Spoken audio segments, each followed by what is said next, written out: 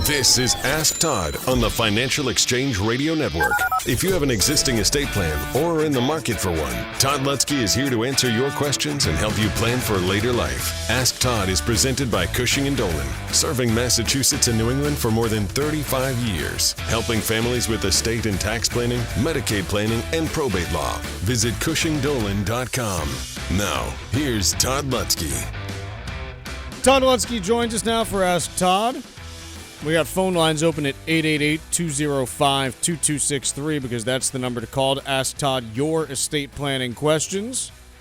Again, that number is 888-205-2263, and the point of this segment is for you to ask your questions live on air about your estate plan, and Todd will not send you a bill after doing so. Mr. Lutsky, thanks for joining us. Thank you. Always a pleasure. Again, we got phone lines open at 888-205-2263. Get calling because we usually only get through 2 or 3. Last week we did a record. I think we got 4, which ties the record for the most calls we've ever gotten through. But otherwise, we're usually a 2 to 3 call per show deal. Again, 888-205-2263. Todd, is there any size estate that is too small to benefit from doing trust work? I mean, the way I look at estate planning is a couple of things need to be accomplished. One, obviously probate's an issue. Is it a biggest issue? No, you probably don't have to plan just to avoid probate if you don't want to.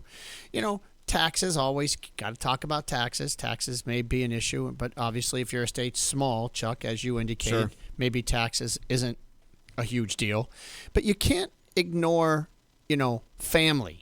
Because a lot of what you're doing, whatever the size of your estate, how you get it to your family or when they get it or why they get it might be important to you. And if it is, then that might be a reason to plan. And let me answer that by saying, what if you're younger, right? And you have minor children, you might not have a taxable estate yet, right? You might not be over the Massachusetts $2 million exemption, so you don't need a trust to avoid the tax.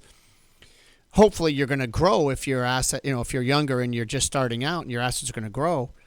But if you pass away, unexpectedly at a young age and you have young children, whatever you do have, even if it's just your home, you want to make sure that asset doesn't get controlled by somebody like a guardian. You want it to be controlled by a trust. So I might want a trust for my family. So even if I'm older and I don't have a taxable situation, but I have some assets that I want to leave to a family member in a certain way, do it. If you don't have a taxable event, but you want to protect assets from the nursing home, so I could have a smaller estate under $1 million, but I want to protect my house from the nursing home, then do it.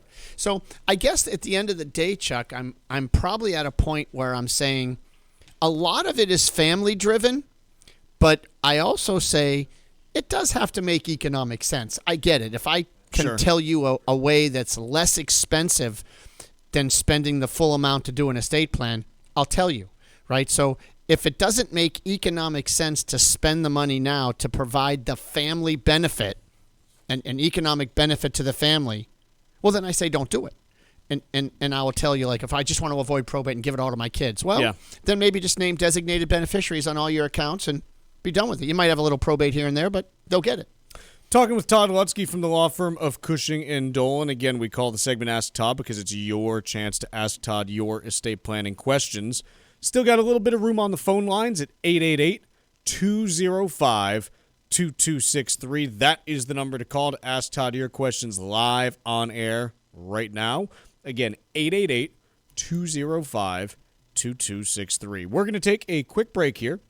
But when we come back, it's going to be right to your questions with Todd Lutsky. That phone number, one more time, is 888-205-2263. Quick break, then your questions with Todd. Ask Todd with Todd Lutsky, every Wednesday at 10:30, only here on the Financial Exchange Radio Network. Todd Lutsky answers your questions about estate and elder life planning every Wednesday at 10:30, right here on the Financial Exchange Radio Network.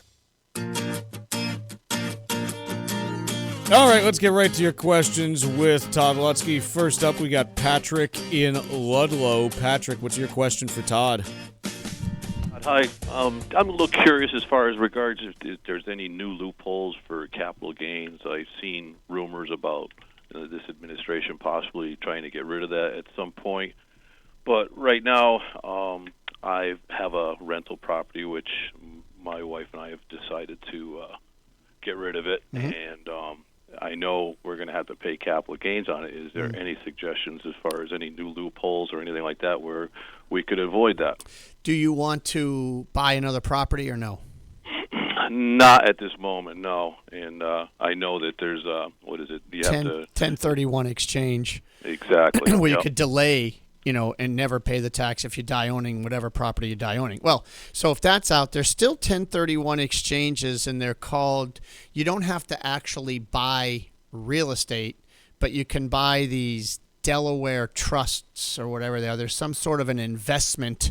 And again, I don't want to step out of my lane here, but check with your investment advisor, and they might have these Delaware trust investments that you can buy, and they hold real estate, and they qualify for a 1031 exchange without buying real estate. You're buying an investment that qualifies. So that might be the way to go for you. That way you don't have to have the property, and you can delay the the taxes or whatever, but learn more about how that works. And the only other issue I can think of is well, no, there isn't. I mean, as far as I know, capital gains are still there, and they're here to stay, but I don't know that that's even in the new tax bill, unless they get rid of the entire IRS, which is possible. Who knows? So hopefully that helped a little. It gives you some ideas on what to do. Folks, speaking of ideas on what to do, many people don't do their estate planning. That's a pothole, right? To me, I got a new guide here, Potholes to Avoid. We've been talking about it all month. It basically, so many people, like someone dies and they forget that there's taxes that need to be filed on these trusts that existed. Things change when someone dies. The type of tax return for the trust might change. And please don't make the mistake of taking everything out of one trust and putting it in the surviving spouse's trust. These are potholes that exist for people that have done their planning, or maybe they're changing residency. What do you do? Folks, there's many things to think about. If you've done your planning, there could still be potholes. Get the guide. If you haven't done your planning, there's a whole list of things in here that will help you to avoid when you're starting out and doing your planning. So get the guide, Potholes to Avoid, 866-848-5699 or legalexchangeshow.com. Again, 866-848-5699 or legalexchangeshow.com. Got another one for you here. Let's go to David on the Cape. David, you are on with Todd Lutsky. Hi, good morning, Todd. My mother has an irrevocable Medicaid trust. I'm the trustee. She asked me to give my brother $20,000, so that's over the $18,000 limit. Does he or I have to file a gift tax form with the IRS? So is this money that you plan on gifting to the brother coming from the trust account? It's coming from the trust. He's a lifetime beneficiary named on the trust. Well, I think, the trust probably says income to mom, right? Principal mom cannot have, okay? And principal, however, maybe in your discretion as trustee, David, can make distributions out to kids of all generations. That's kind of how our trusts are drafted. So I'm going to assume this Medicaid trust has similar language in it, which is, first of all, for everybody listening, that's why money, $20,000, can come out to the brother here. That's a child of mom. So let me ask you this.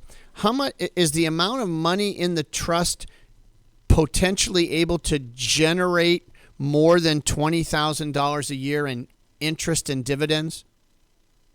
Yes. Okay. How much do you think it generates in interest and dividends per year? I think last year it filed taxes about $50,000. So arguably, if mom doesn't need all $50,000, you could make a distribution of $20,000 to mom. That's not a taxable event. That's not a gift, right? And that's technically income generated by the trust. And so now mom got the income if the trust provides mom's entitled to the income. So now mom's got the income, she's got the 20 grand, she can turn around and make a gift to her son. Yes, she technically would need to file a gift tax return if it goes over 19. So my advice might be, you know what? Take the 19 and let's just go on from there. No need to file a gift tax return for the 1K.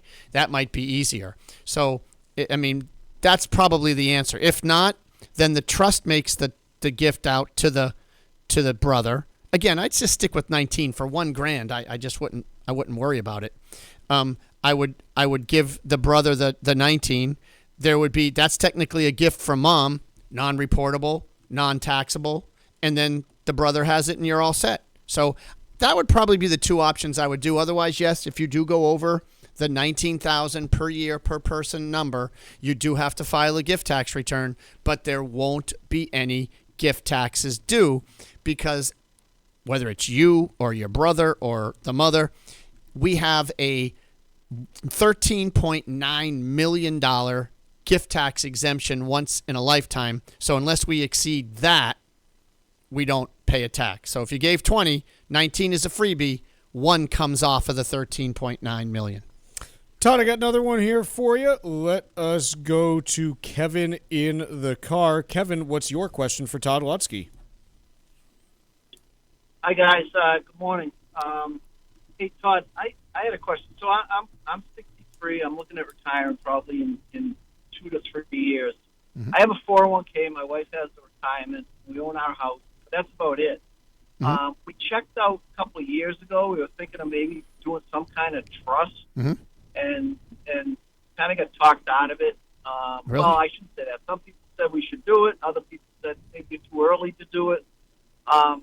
We have a will, and that's really all we have right now. And I'm just curious, is there something else we should be looking into as far as maybe doing the trust right now and spending the money to do it? So let me ask you this. You've got a house. How much is that worth? Well, $1.2 million. So that's a big asset. And then other than 401k type money, do you have other money, cash, investments, and how much? No, it's all 401k type money. A little bit of money in the bank maybe, but primarily a house and 401k type money. So how much are we looking at as a total value of your estate, you and your wife combined? It's probably somewhere between 2.5 and 3 million.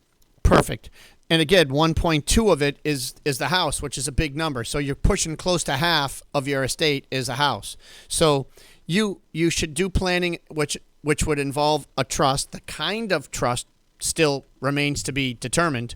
But if you did a revocable trust, you're at least going to avoid probate. And with a $3.5 million estate, it will serve to not just reduce, but eliminate your Massachusetts estate tax, okay? Because we can shelter up to $4 million on the first death if you're married and you plan, okay? So that's what the trust would do. So it will avoid probate, keep you in control, eliminate the taxes, and provide how these assets will get to your family, right? So there might be, kids aren't good with money. I'm worried about future divorces of the children. So there's a lot that can happen after you die that a trust can also provide for. So I think that you have enough assets to certainly do planning from a tax perspective and a probate perspective.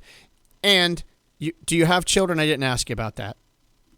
I do, yeah. They're not children anymore. They're 32 and 28. Do you have grandkids?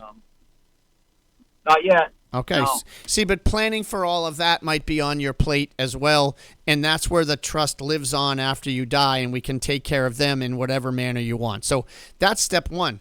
The only thing that I didn't describe that may or may not be a concern of yours, again, 63 and over or 60 and over, I'm going to ask the question, nursing homes. Do I want to, say 5 years from now, have certain assets, my home and any other assets I can put in the trust, protected from the cost of nursing home care? If I do, then we would address how an irrevocable trust works, which would ultimately keep you in control of your assets, 98%, and do everything the revocable trust does, but also provide, after 5 years, protection from the cost of long-term care. So I think you're on the right track now. I think you just need to sit down and figure out which type of trust is right for you, but planning certainly would be good for you. Mr. Lutsky, thank you for joining us today. Thanks so much. This has been Ask Todd on the Financial Exchange Radio Network. Ask Todd with Todd Lutsky has been presented by Cushing & Dolan, serving Massachusetts and New England for more than 30 years, helping families with estate and tax planning, Medicaid planning, and probate law. Call 800-393-4001 or visit CushingDolan.com. The views expressed in this segment are solely those of Cushing & Dolan. Armstrong Advisory does not provide any legal or tax advice. Please consult with your legal or tax advisor on such matters. Cushing & Armstrong do not endorse each other and are not affiliated.